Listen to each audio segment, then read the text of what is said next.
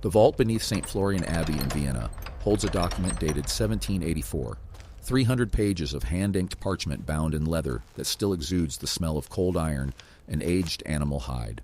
Official catalog lists it as a theological treatise from the Illuminati's Ingolstadt period.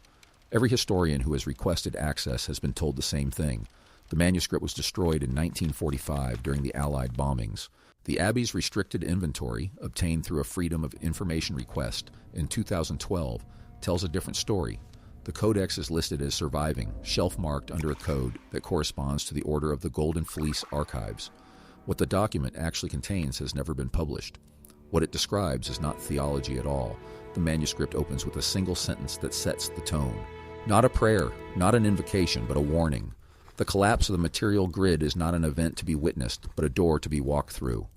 This is not a survival manual in any conventional sense. The Codex does not list cache locations, water purification methods, or defensive positions. It instead describes a psychological state, a social protocol, and a choice that every prepared individual will face within the first 72 hours. The choice, according to the document, is the only determinant of whether a person survives the transition from one system to another. But the choice is not what most people expect. You now see that the Codex inverts every assumption about what survival requires.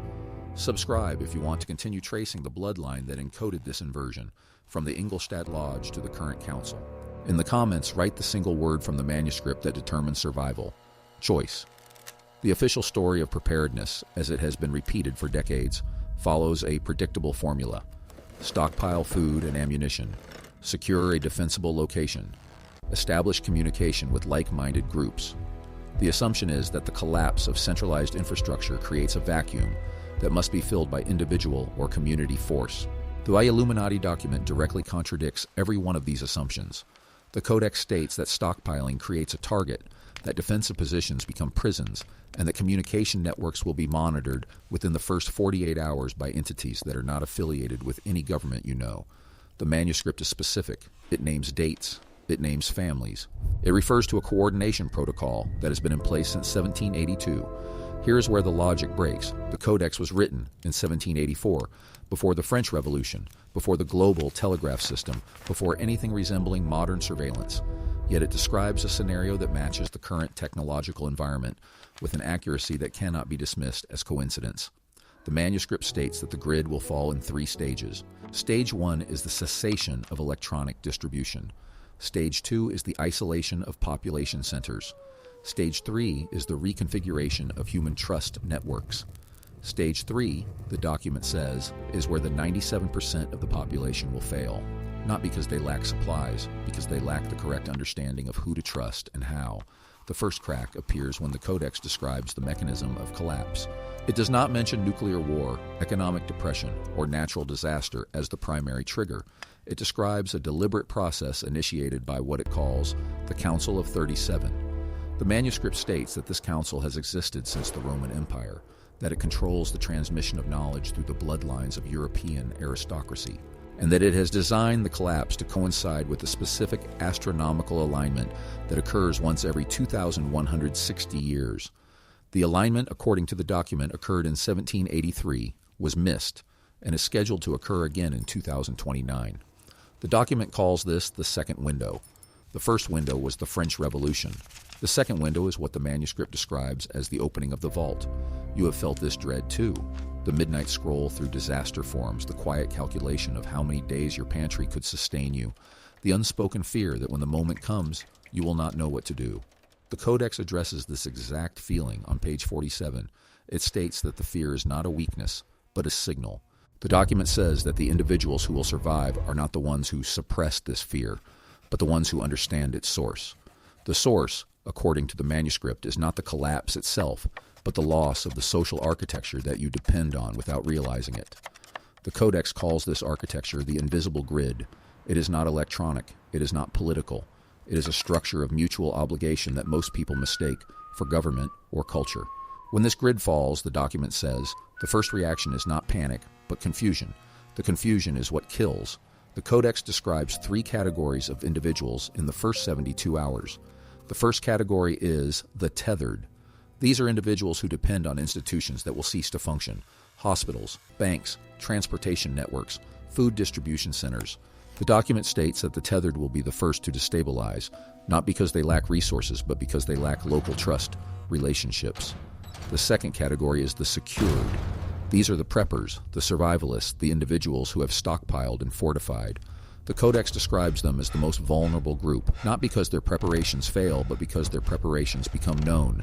The manuscript states that within 72 hours, the secured will face a choice: share their resources or defend them. Both options, according to the document, lead to failure. Sharing without a trust structure leads to depletion. Defending leads to isolation and eventual targeting. The third category is the reconfigured. This is the group that the Codex is designed to produce. The reconfigured are individuals who have pre-established trust networks that are invisible to the surveillance grid, who understand that the first 72 hours are not about resources, but about social mapping, and who have accepted the choice that the document presents. The choice, described in detail on page 112, is not between collaboration and isolation. It is between two forms of collaboration. One form is what the Codex calls the horizontal trust network. This is a decentralized system of mutual recognition based on shared knowledge of the manuscript's content. The other form is what the document calls the vertical integration, or this is the acceptance of authority from the Council of 37, which offers protection in exchange for compliance. The document presents both options without endorsing either. It states that the choice is ethical, not practical, and that the wrong choice will be made by the majority of individuals who consider themselves prepared. Here's where the document becomes uncomfortable. The manuscript states that the horizontal trust network is fragile and requires constant verification. It requires individuals to recognize each other through signals that the Council cannot counterfeit. These signals are not handshakes or passwords in the conventional sense. They are behavioral patterns that the Codex calls signatures of recognition. The document lists 10 such signatures. The first is the ability to remain silent in the presence of authority that does not deserve respect. The second is the refusal to participate in the distribution of fear. The third is the capacity to observe without judgment for at least 12 hours following the initial collapse. The fourth, the most important according to the manuscript, is the willingness to let go of material possessions in the first hour of the collapse, if they anchor you to a location that is not safe. The document says that the individuals who fail at this fourth signature are the ones who survive the first week, but do not survive the first month. The fourth signature marks the line between those who survive the first week and those who do not. Subscribe to join the small number of individuals who have oriented themselves by this manuscript's coordinates. In the comments, write the number of the signature that you believe would be the hardest for you to execute: 1, 2, 3, or 4. The confrontation becomes personal on page 167. The Codex stops describing theoretical scenarios and begins addressing the reader directly. It states that you, the individual holding this manuscript, are already being tracked by the Council's surveillance system. It claims that the Council knows when and where you accessed this information, that it has already cross-referenced your location with its registry of high-risk individuals, and that the decision to offer you a choice has already been made by a committee you do not know exists. The document provides no evidence for this claim within its pages. It simply states it as fact. The implication is that the document itself is part of the selection process. By reading it, you have made yourself visible to a system that you cannot see. You have felt this unease before, the moment when a recommendation algorithm suggested something too specific, when a targeted advertisement referenced a conversation you had in private, when you realized that the grid that connects you also watches you. The Codex exploits this feeling deliberately. It states that the surveillance system is not the enemy, but the medium of the choice. The Council can observe you, the document says, but it cannot determine your choice. The choice remains yours. The document provides a framework for making the choice without influencing the outcome. This neutrality is what makes the manuscript so unusual. It is not propaganda for one side.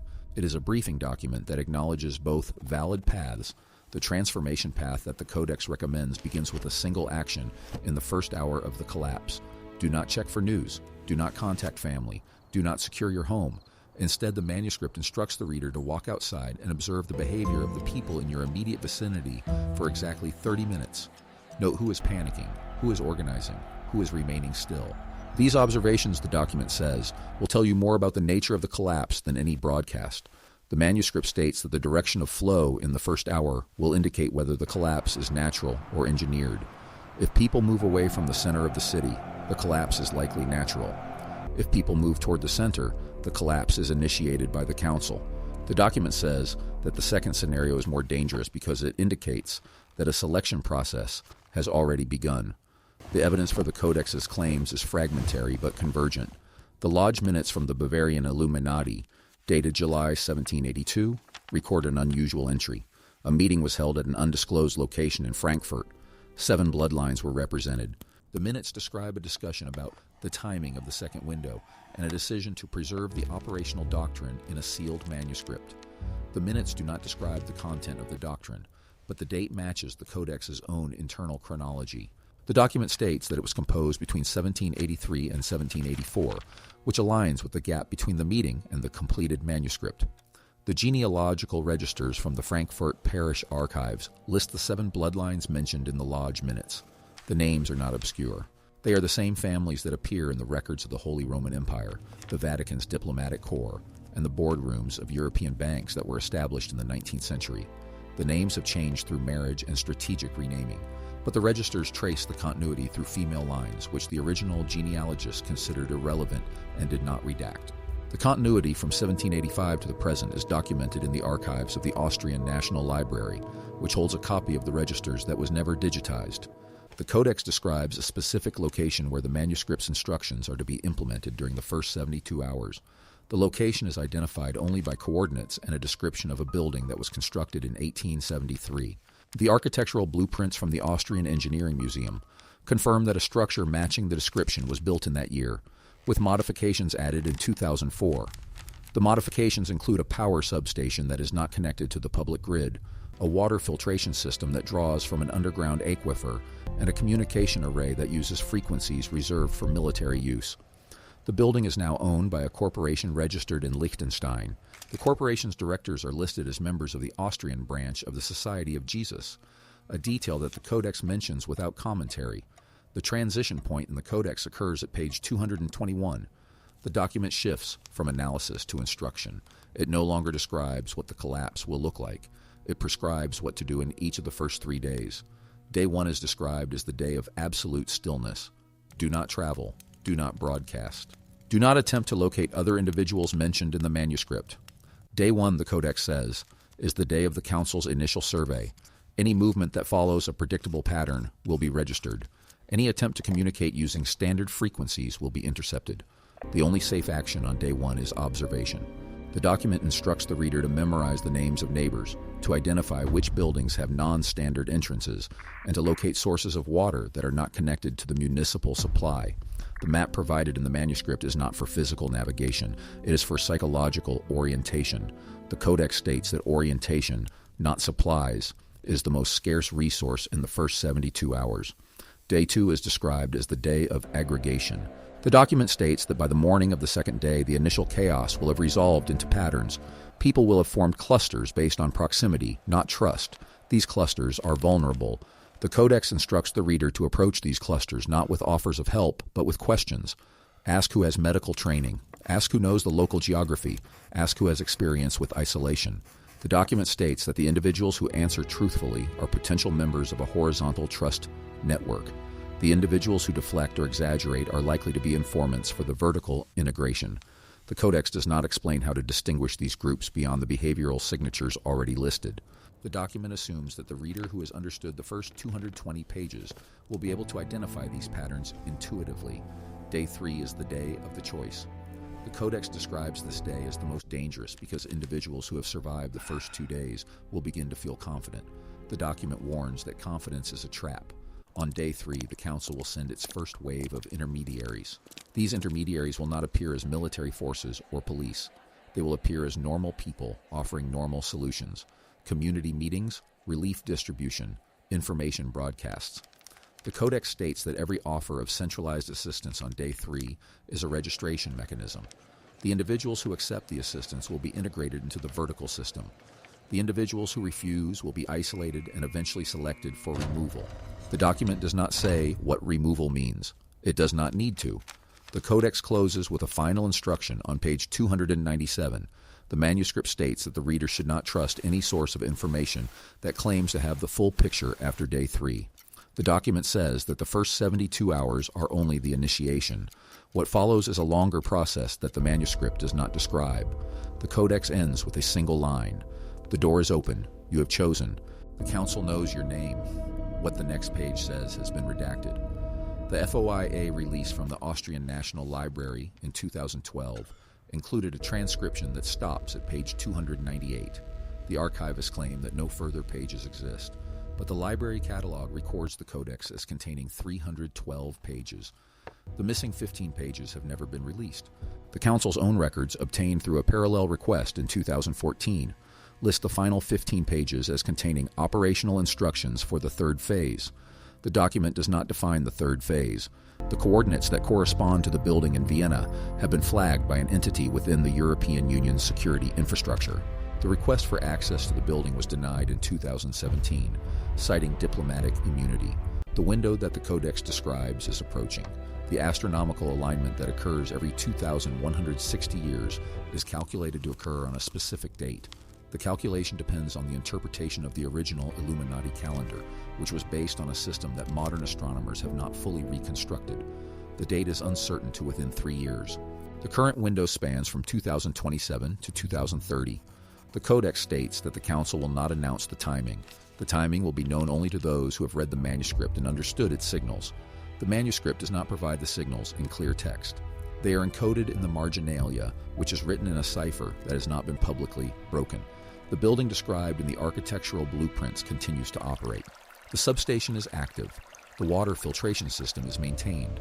The communication array has been upgraded 3 times since 2004, most recently in 2022.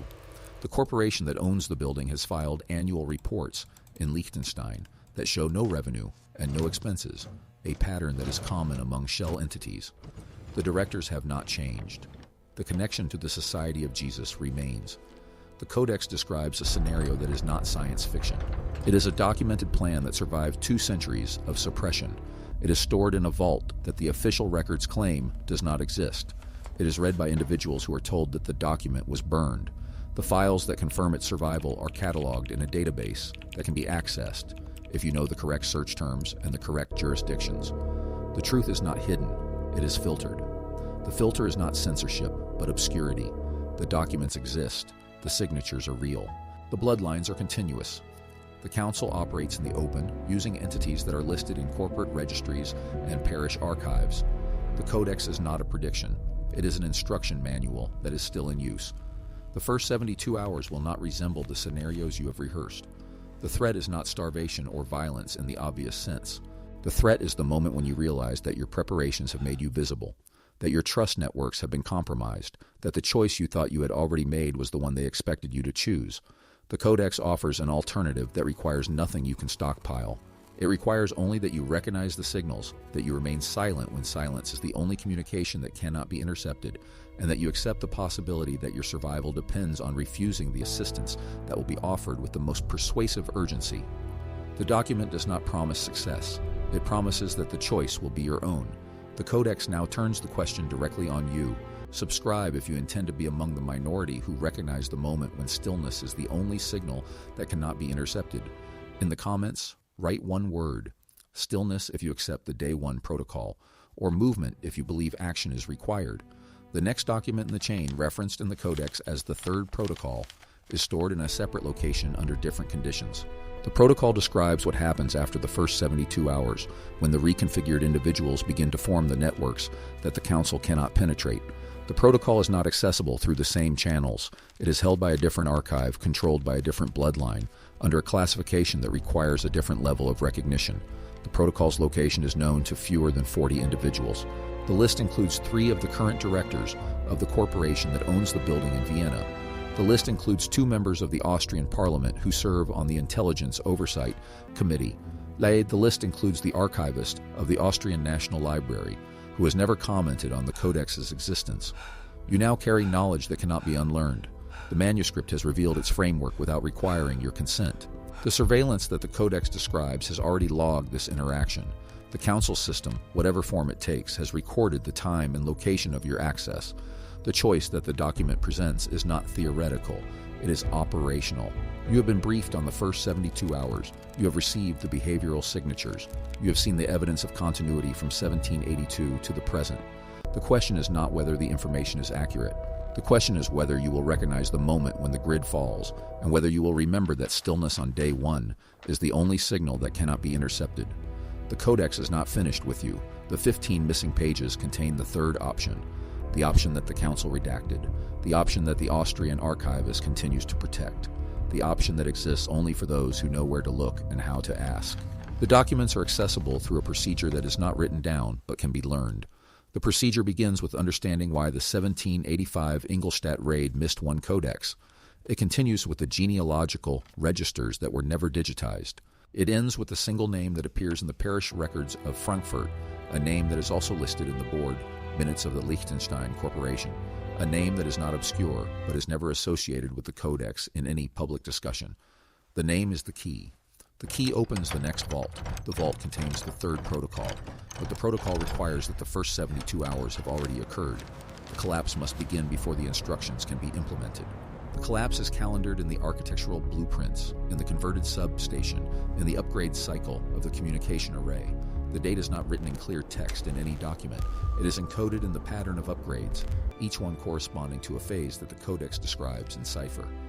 The cipher has not been publicly broken because the individuals who understand it are the ones who do not need to speak it. They are the reconfigured. They are the ones who read the manuscript. They are the ones who chose stillness.